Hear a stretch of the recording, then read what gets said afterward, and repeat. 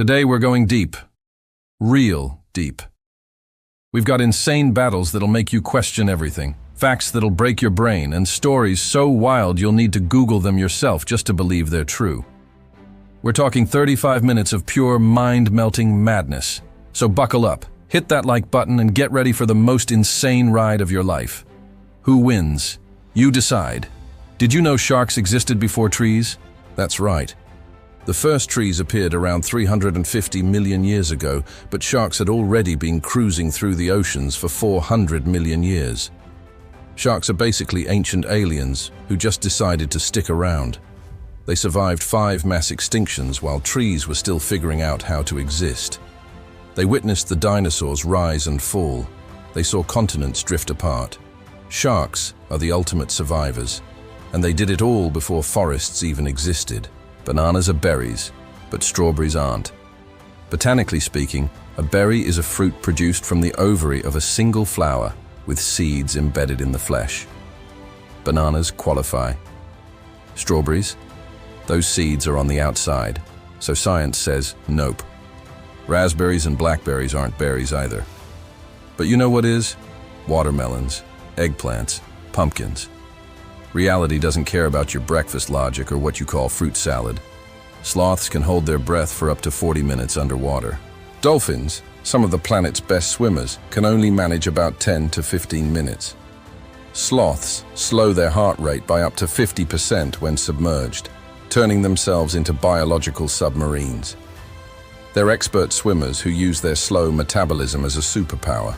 The slowest animal on Earth is secretly an underwater champion who could outswim Michael Phelps in an endurance match. Never underestimate the sloth. Let's blow your mind. There are more stars in the universe than grains of sand on all of Earth's beaches.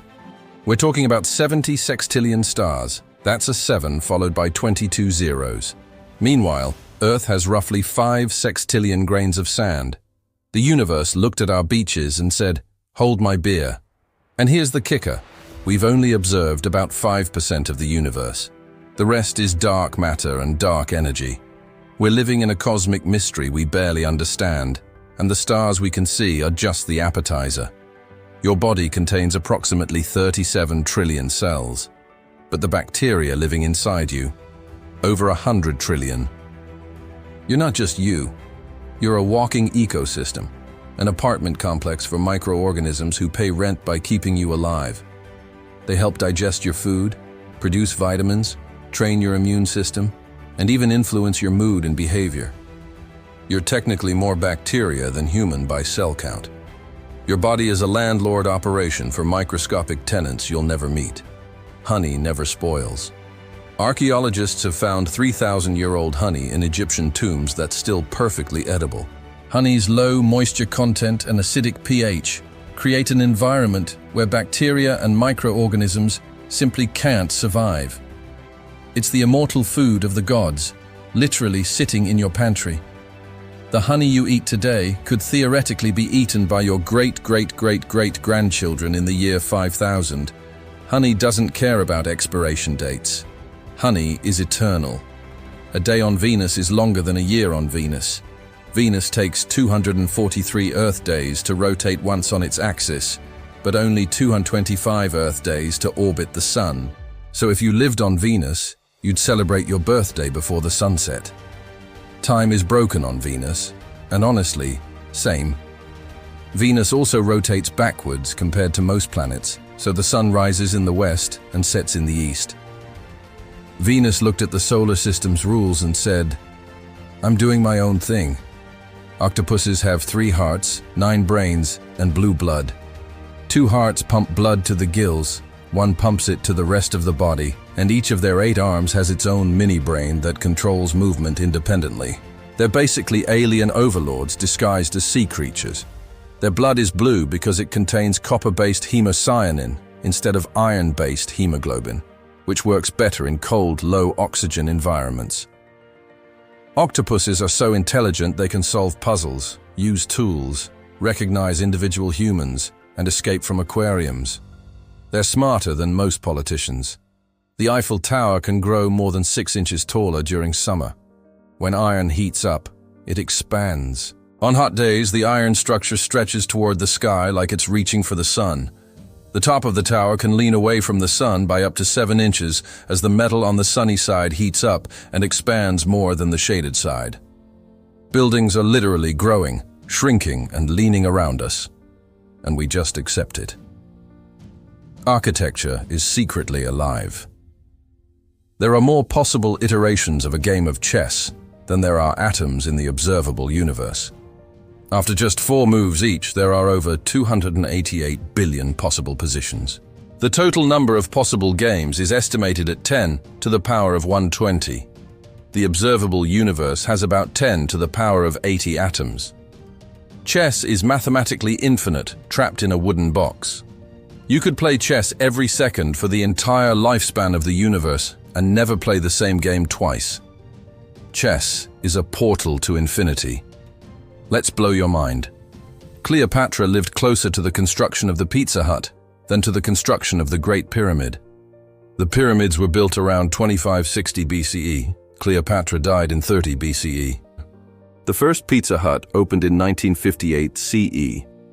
Cleopatra was roughly 2,500 years away from the pyramids, but only about 2,000 years from pepperoni pizza. She lived closer to the iPhone than to the pyramids. Ancient Egypt lasted so long that Cleopatra's era is closer to us than to the builders of the monuments she ruled over. Time is an illusion. History is wild. There's enough gold in Earth's core to coat the entire surface of the planet in a layer 4 feet deep. But it's locked 1,800 miles beneath our feet in molten iron at temperatures over 10,000 degrees Fahrenheit. We're standing on more wealth than we could ever spend, and we'll never touch a single ounce of it. All the gold ever mined in human history would fit in a cube about 70 feet on each side. Meanwhile, the Earth is hoarding enough gold to make everyone a trillionaire, buried where we can't reach it. The planet is the ultimate treasure chest with an unbreakable lock. A cloud can weigh more than 1 million pounds. The average cumulus cloud weighs about 1.1 million pounds. Roughly the weight of 100 elephants. They float because the weight is distributed across billions of tiny water droplets, each lighter than air. The sky is basically an elephant zoo, and we just walk around beneath it. Every time you look up at a fluffy cloud, you're staring at 500 tons of water suspended in the air above your head.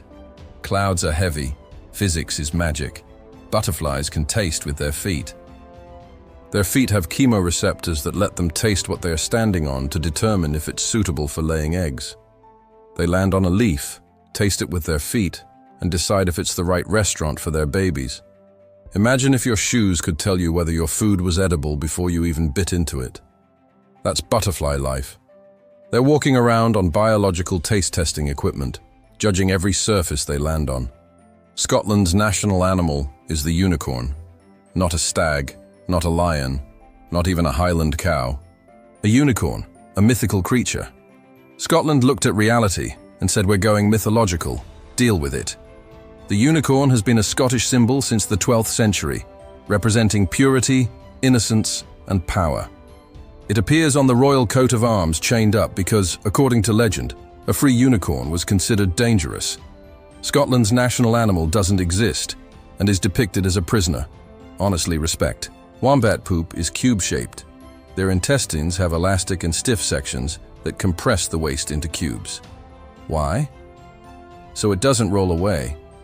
Wombats use their poop to mark territory, and cube-shaped poop stays put on rocks and logs. They poop out 80 to 100 cubes every night, building little fortresses of feces to warn other wombats to stay away. Nature's Minecraft, but make it fecal. Evolution looked at wombats and said, you know what you need? Geometric poop. And wombats said, bet. The longest hiccuping fit ever recorded lasted 68 years. Charles Osborne started hiccuping in 1922 and didn't stop until 1990. He hiccuped an estimated 430 million times. Imagine hiccuping through the Great Depression, World War II, the moon landing, and the fall of the Berlin Wall. He got married, raised 8 children, and lived a full life, while hiccuping every 1.5 seconds for nearly 7 decades. That man deserves a medal.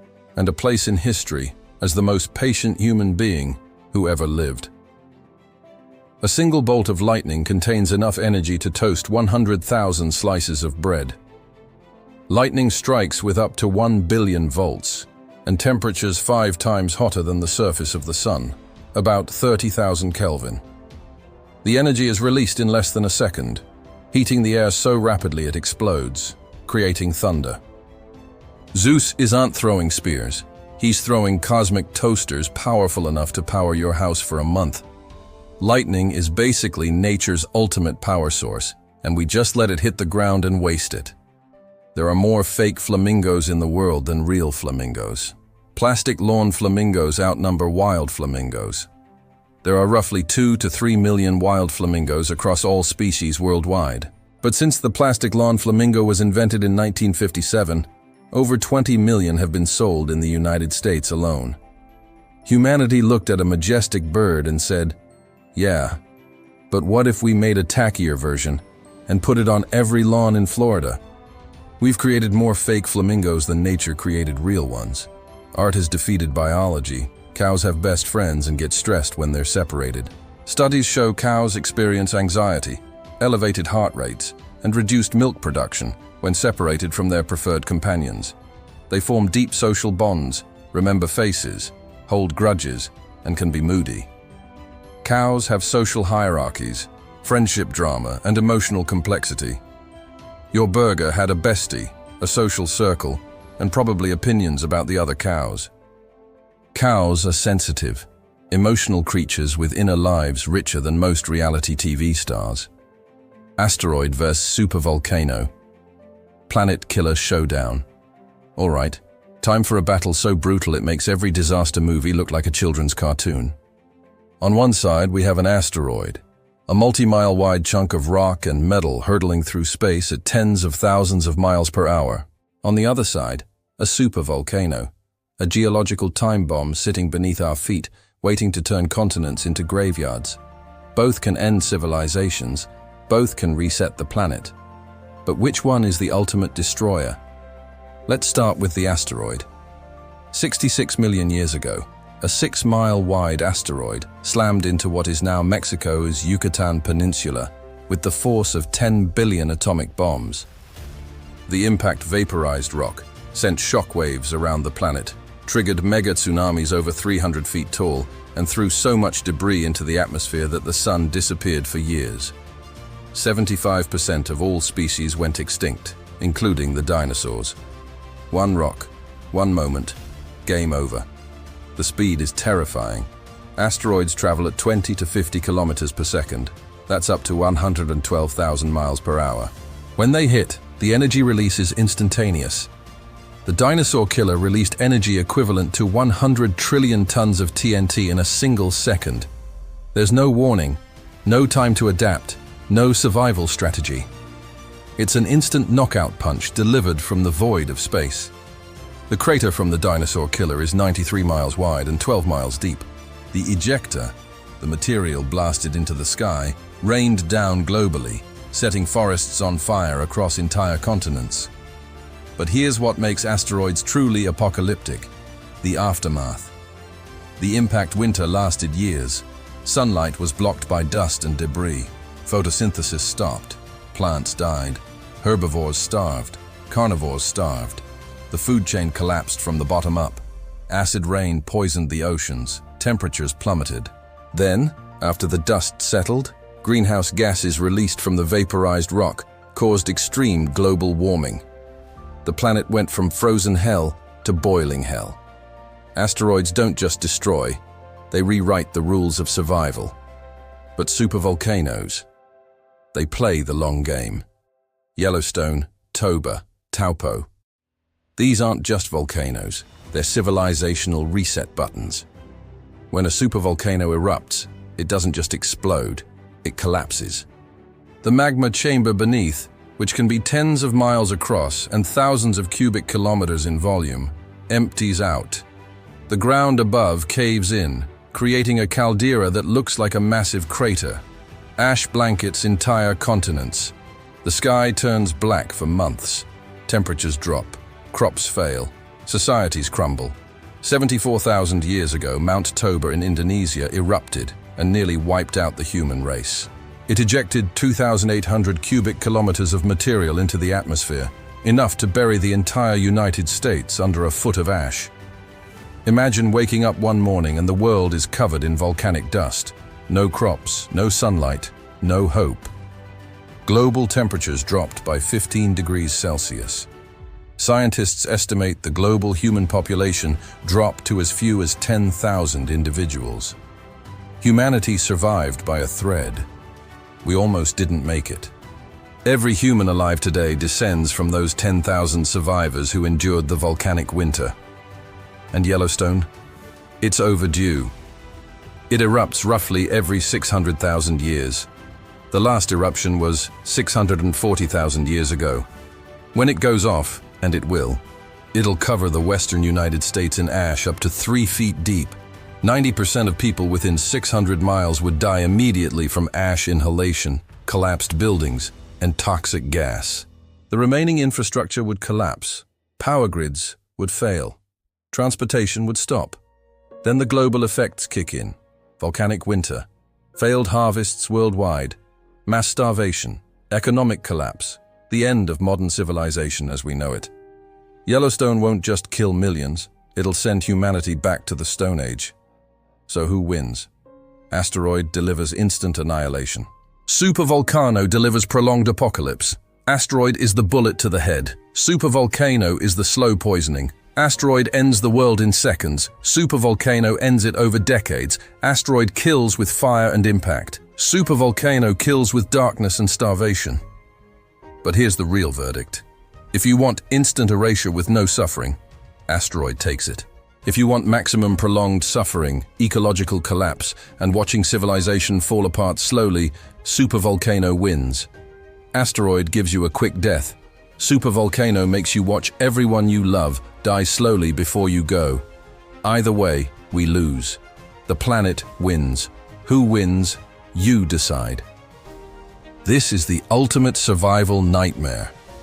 Two primal human needs go head-to-head in a brutal fight to see which deprivation kills you first. Which one is the faster killer? Starving to death or never sleeping again? Both are torture. Both will end you. But which flips the off switch faster? Let's start with food. The human body is a survival machine engineered over millions of years to endure famine. When you stop eating, your body doesn't immediately give up. It adapts, it fights, it burns every reserve it can find. First, it burns through glucose stores in your liver and muscles. That's gone in 24 hours. You feel weak, irritable, and hungry. But your body is just getting started. Then it starts breaking down fat. If you're well nourished with decent body fat percentage, you can survive on fat reserves for weeks. Your metabolism slows to conserve energy. Ketones flood your system as your body switches to fat-burning mode. You enter a state called ketosis, which is sustainable for a surprisingly long time. Hunger strikers, shipwreck survivors, prisoners of war. History is full of people who survived 30, 40, even 60 days without food. After about 3 days without food, your body enters full starvation mode. It starts breaking down muscle tissue for protein to keep your organs functioning. Your immune system weakens. Your body temperature drops. You become lethargic, foggy, irritable. Your body is cannibalizing itself, burning its own tissues for fuel. But you're still alive, still conscious, still suffering. The longest recorded survival without food is 382 days. Angus Barbieri, a Scottish man, fasted for over a year under medical supervision in the 1960s, surviving on water, tea, coffee, and vitamin supplements. He lost 276 pounds and survived. The human body can endure starvation for an insanely long time if it has fat to burn and water to drink. Starvation is slow torture, but it's survivable for weeks or even months. But sleep deprivation, that's a different beast entirely. Your brain needs sleep like your lungs need oxygen. After 24 hours without sleep, your cognitive function drops to the level of someone legally drunk. Your reaction time slows. Your judgment fails. You make stupid decisions. You're impaired and don't realize it. After 48 hours, your body starts forcing microsleeps, brief moments where your brain shuts down without your permission. You blank out for seconds at a time. You hallucinate shadows. You become paranoid. Reality starts bending. Your immune system crashes. Your body enters crisis mode because sleep isn't optional. It's biological law. The longest scientifically documented case of a human going without sleep is 11 days. Randy Gardner, a 17-year-old high school student, stayed awake for 264 hours in 1964 as part of a science experiment. By day 11, he couldn't perform basic tasks, couldn't remember short-term information, had severe mood swings, and experienced vivid hallucinations. His brain was shutting down in real time. Doctors monitoring him said pushing beyond 11 days risked permanent brain damage or death. He recovered after sleeping for 14 hours, but experts warn that going longer is lethal. There's a rare genetic disorder called fatal familial insomnia.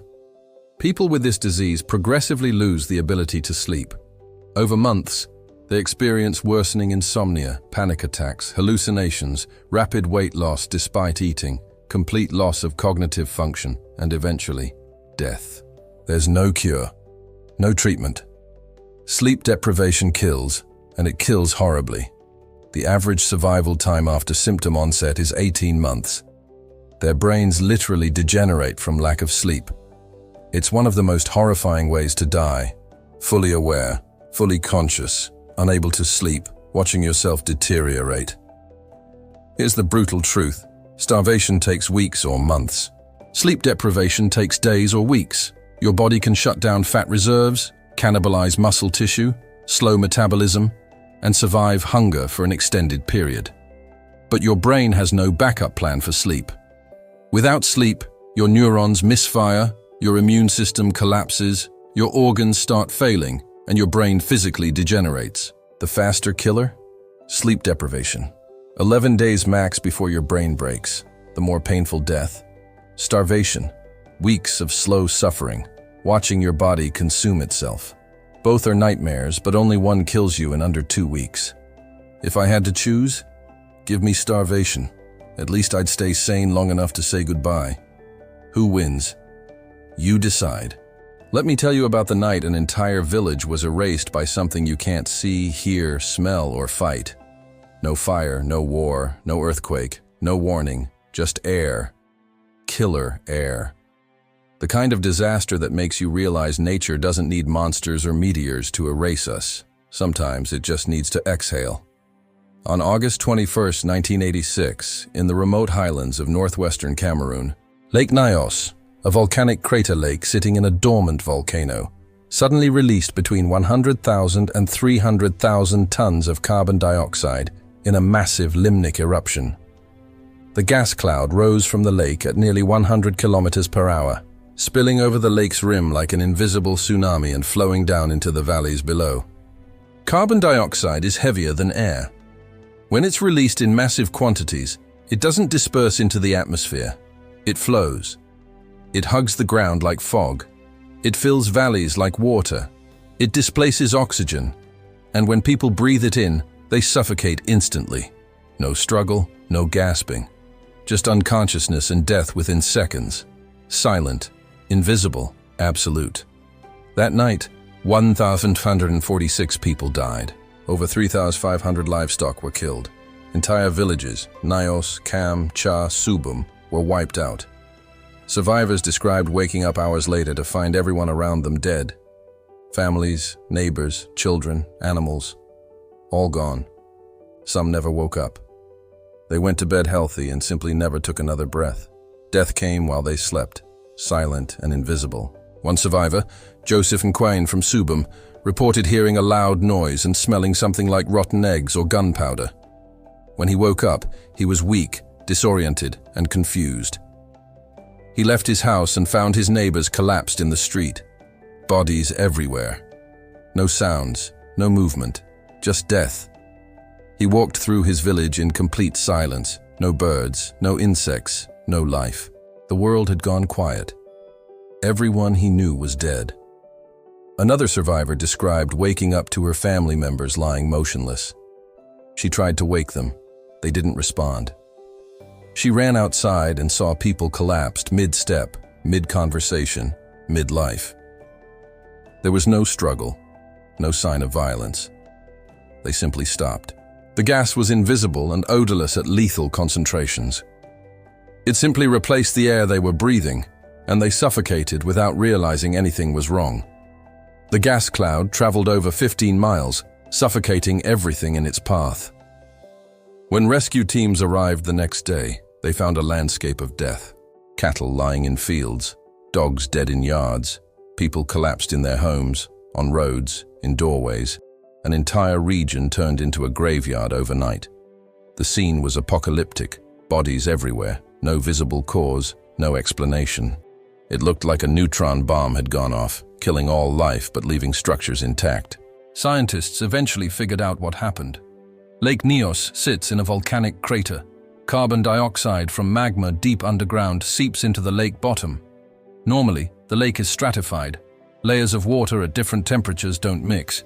The CO2 dissolves into the deep water and stays there, building up over time. But on August 21st, something triggered a turnover. Maybe a landslide, maybe an earthquake, maybe just the weight of accumulated gas. The deep water rose, pressure dropped, and the dissolved CO2 came out of solution all at once, like opening a shaken champagne bottle the size of a lake. The eruption ejected a fountain of water 80 meters high and created a tsunami that stripped the vegetation from the shoreline up to 80 feet above the normal lake level. Then the gas cloud descended, silent and deadly, erasing everything in the valleys below. But here's the nightmare. Lake Nyos is still dangerous. Carbon dioxide continuously seeps into the lake from volcanic activity below. After the disaster, scientists installed degassing pipes to release the gas slowly and safely, preventing another catastrophic buildup. But the lake still holds millions of tons of dissolved CO2. If the degassing system fails, if another turnover happens, thousands more could die. The threat is permanent. The lake is a time bomb that can't be diffused, only managed. And it's not just Lake Nyos. Lake Manaon in Cameroon had a similar, but smaller eruption in 1984, killing 37 people. And Lake Kivu, on the border of Rwanda and the Democratic Republic of Congo, is even more dangerous. It's deeper, holds vastly more gas, not just CO2, but also methane, and over 2 million people live on its shores. Scientists estimate Lake Kivu could erupt at any moment, and when it does, the death toll could be catastrophic.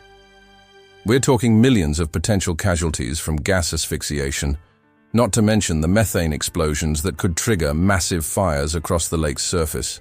Imagine going to sleep knowing the lake outside your window could kill you without warning. No alarm, no escape, no way to protect yourself.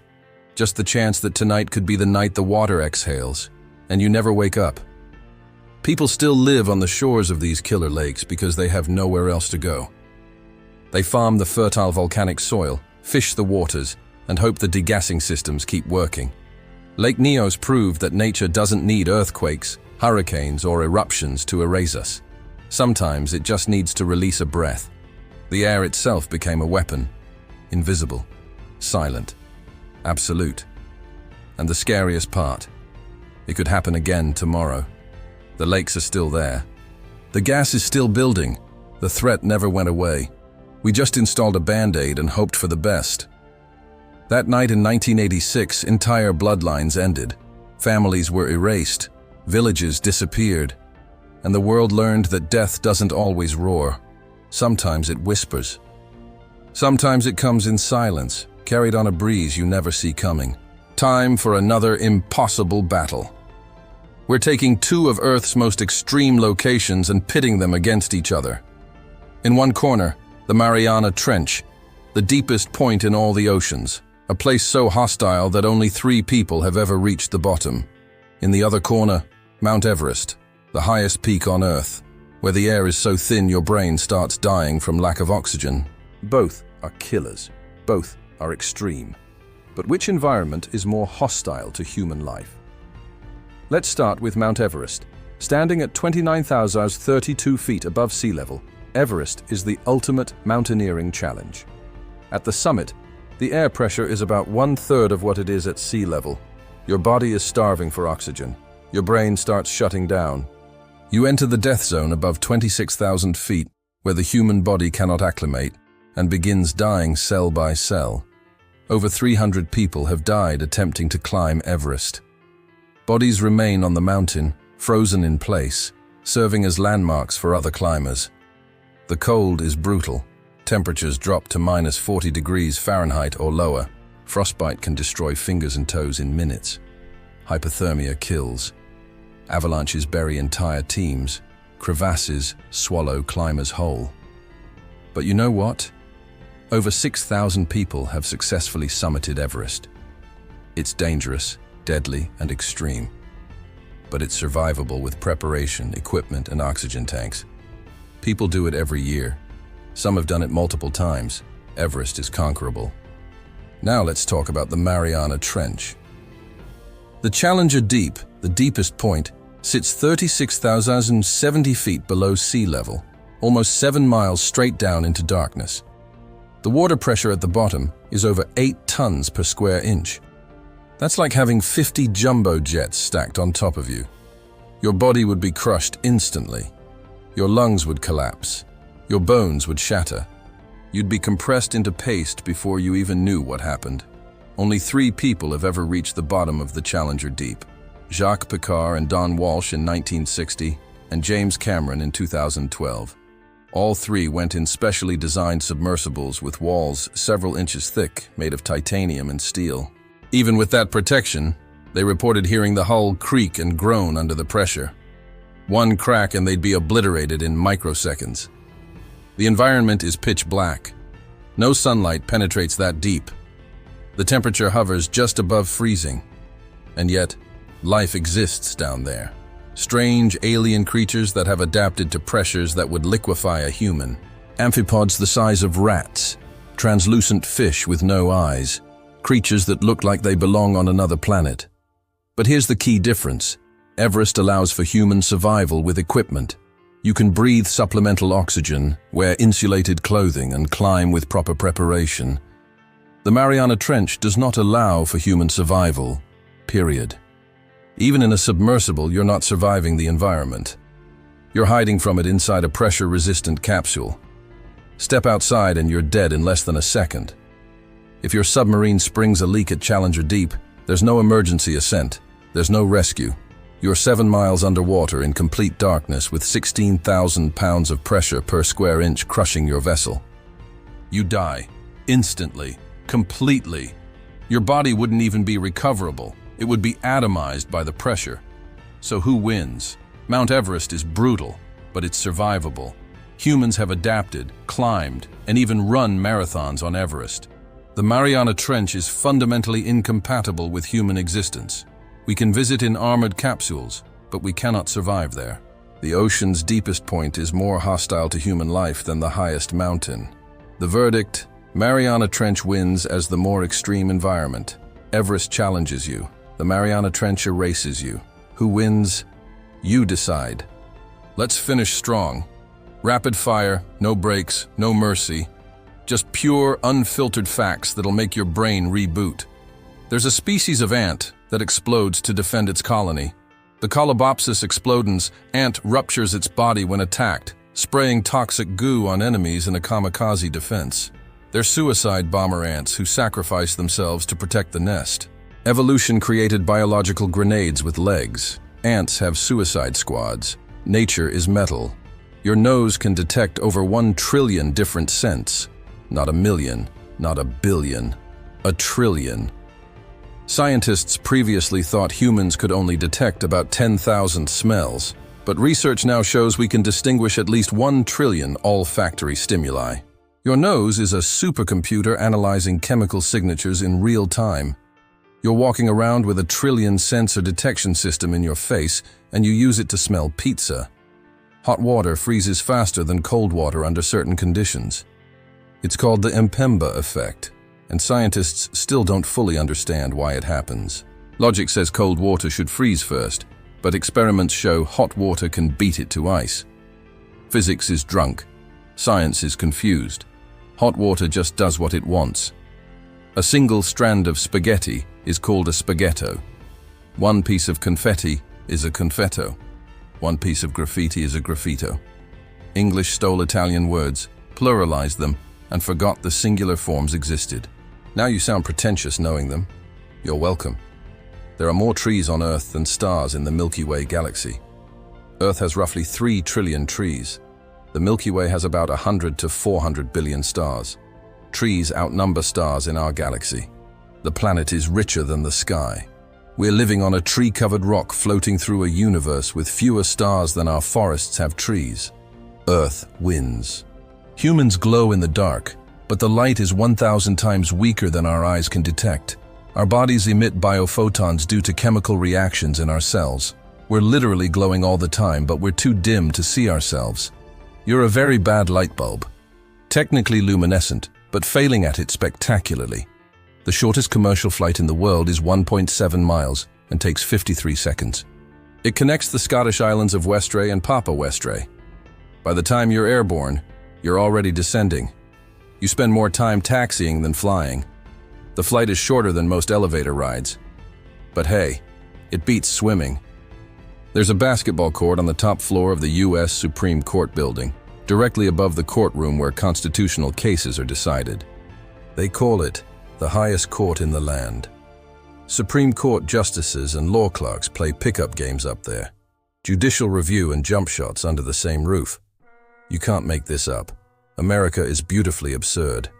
Cows kill more people annually than sharks worldwide. Cows kill about 20 people per year in the US alone. Sharks kill around 10 people globally. But Hollywood made Jaws, not Moo. We fear the ocean. We should fear the pasture. The most dangerous animal is the one you're not afraid of. Never turn your back on a cow. They're statistically deadlier than sharks, and nobody's making horror movies about them. The inventor of the Frisbee was cremated and made into Frisbees after he died. Walter Frederick Morrison, who invented the flying disc, had his ashes pressed into a limited edition run of Frisbees. His family said it's what he would have wanted. Now he's being thrown around at beaches and parks forever.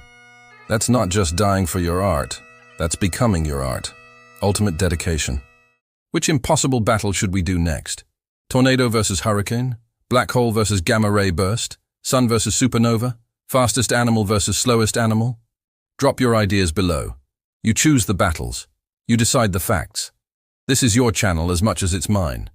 And remember, reality is stranger than fiction. Science is chaos wrapped in math. Nature doesn't care about our feelings or our survival. The universe is a wild, terrifying, beautiful place, and we're just tiny humans trying to understand it one fact at a time. Subscribe if you haven't already. Hit the notification bell so you never miss an episode. Share this with someone who needs their mind blown. And most importantly, keep questioning, keep learning, keep exploring. Because on this channel, there's only one rule. Who wins? You decide. See you in the next one. Stay curious, stay wild, stay Factopia.